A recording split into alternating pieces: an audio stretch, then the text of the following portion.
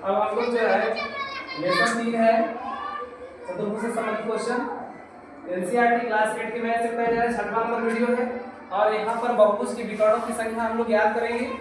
ठीक है, तो बोलो बहुभुज के विकर्णों की संख्या बराबर n ब्रैकेट में n-3 बटे 2 जहाँ n बराबर बहुभुज के भुजाओं की संख्या। यहाँ ध्यान दीजिए जो यम दिया गया है ये सूत्र हमारा बहुभुज के जो विकर्णों की संख्या अगर बहुभुज में कितने विकर्ण होते हैं उसको विकर्णों की संख्या ज्ञात करने के लिए n-3 बटे के 2 होता है जिसमें यम जो होता है यह बहुभुज की क्या होती है भुजा होती है।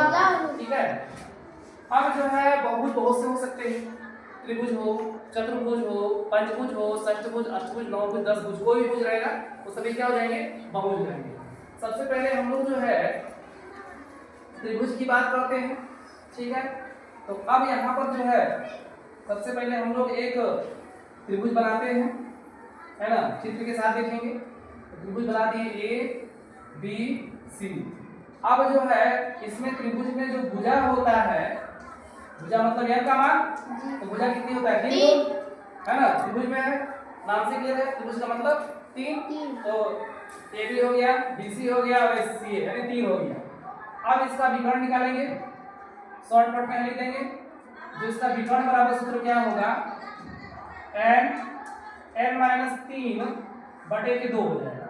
अब यहाँ देखिए जो यन है इस यन का मान कितना है 3 तो 3 -3 हो जाएगा ठीक है ना बटे के 2। अब देखिए कि 3 तो रहेगा ही, अब इसमें क्या करेंगे कि 3 में से 3 घटाएंगे क्या बचेगा 0 बटा के 2, 0 सबको क्या कर देगा 0। तो अब यहाँ त्रिभुज के विकर्ण सूत्र पढ़ेंगे, त्रिभुज के विकर्ण क्या हो जाएगा 0 हो जाएगा।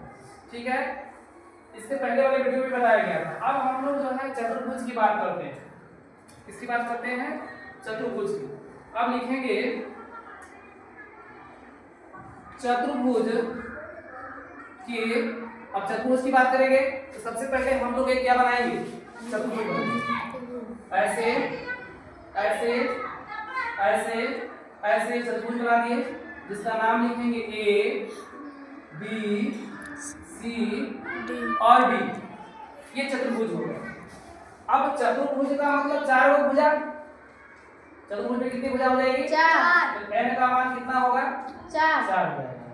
अब लिखेंगे चतुर्भुज के विकर्ण, क्या लिखेंगे चतुर्भुज के विकर्ण। अब चतुर्भुज के विकर्ण क्या कर ले, सूत्र वही n-3 बटे के 2, चाहे चतुर्भुज हो चाहे पंचभुज हो कोई भुज हो सबके लिए सूत्र क्या लगेगा विकर्ण के लिए होगा कि n-3 बटे के 2। अब देखिए चतुर्भुज में n का मान कितना है 4 -3 बटे के 2। अब देखिए कि अगर 4 में से यहाँ 4 लिखेंगे और 4 में से 3 घटाएंगे क्या बचेगा 1 बटे 2 कर 2 से काट दे 2 गुना 4 कितना आ गया 2। तो चतुर्भुज के विकर्ण कितने हो गए 2। अब ये 2 विकर्ण कौन कौन से हैं देख लिया जाए। अब क्या कीजिए कि A को C से मिलाइए और B को D से मिलाइए, जो इसके विकर्ण के नाम होंगे तो चतुर्भुज का एक विकर्ण होगा जिसका नाम होगा AC, विकर्ण AC और दूसरा हो जाएगा BD, विकर्ण BD। इस तरह से चतुर्भुज में 2 विकर्ण हो गए, विकर्ण AC और विकर्ण BD। अब लगे हाथ एक क्वेश्चन और देख लेते हैं, फिर इसके बाद सभी लोग जो है अपने से क्या करेंगे इस पर जो है और प्रैक्टिस करेंगे। ठीक है, लेकिन एक क्वेश्चन और देखो, कम से कम पंचभुज में हम लोग देख लें, इसका बात करेंगे पंचभुज का बात करेंगे। ठीक है, अब पंचभुज को देखिए जैसा कि नाम से क्लियर है, यहाँ पर देखिए बढ़िया से आना चाहिए। पंचभुज देखिए हम कैसे बनाते हैं, ऐसे ऐसे ऐसे ऐसे ऐसे 1 2 3 4 5 बन गया ना, A B C D E। ठीक है, अब ध्यान से देखिए, अब क्या करते हैं कि अब पंचभुज में जो भुजा जो n का मान होगा, तो n का मान कितना होगा? कै गो है? 5 होगा। पंचभुज में 5 हो जाएगा। अब देखिए, अब विकर्ण का सूत्र लिखिए। विकर्ण बराबर क्या हो जाएगा? किसका विकर्ण? यहाँ लिख दीजिए पंचभुज, है ना, पूरा अच्छे से लिखिए। पंचभुज का विकर्ण, पंच नीचे का अच्छे से आया है ना, पंचभुज का विकर्ण। तो पंचभुज का विकर्ण बराबर सूत्र हो जाएगा n-3 बटे के 2। ठीक है, n-3 बटे के 2 हो जाएगा। अब देखिए जो यन है, इस यन का मान कितना है? 5 है। 5 लिखिए। फिर यहाँ यन का मान कितना है? 5 है। अब 5 में से क्या घटाएंगे? 3। 5 माइनस 3 बटे के 2 हो जाएगा। अब देखिए, अब 5 तो हो ही गया। अब 5 में से अगर 3 घटाइएगा तो कितना बचेगा? 2। और 2 बटे के 2 करिए, 2 से 2 कट गया। कै को विकर्ण हुआ? कै हुआ जी? 5 गो विकर्ण हुआ। तब पंचभुज में 5 गो विकर्ण हो गए। ठीक है, चतुर्भुज में कितने हो गए? 2।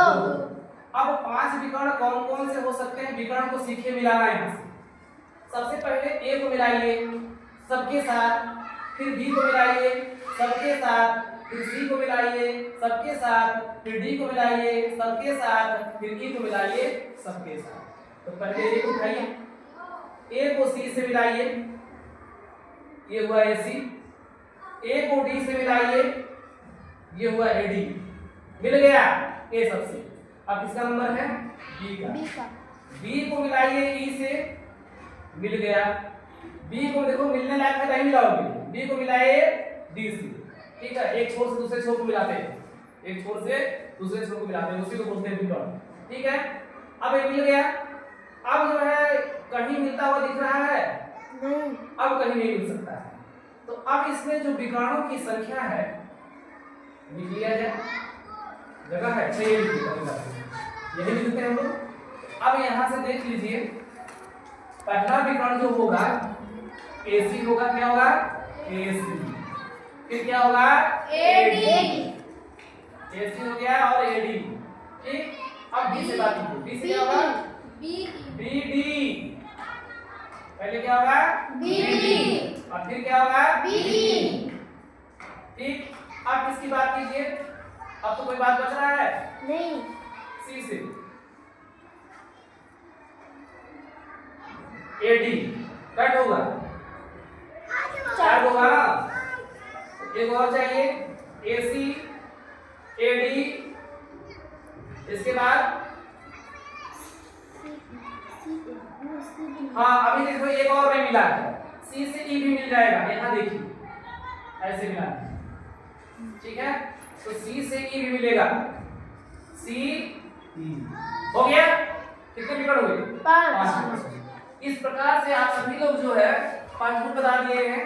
इसी प्रकार से षष्ठभुज, इसी प्रकार से सप्तभुज, इसी प्रकार से अष्टभुज, इसी प्रकार से नवभुज, इसी प्रकार से 10 भुज। ये सभी इसके आगे का जो है ये अपने से बना लीजिएगा, बन जाएगा ना जी।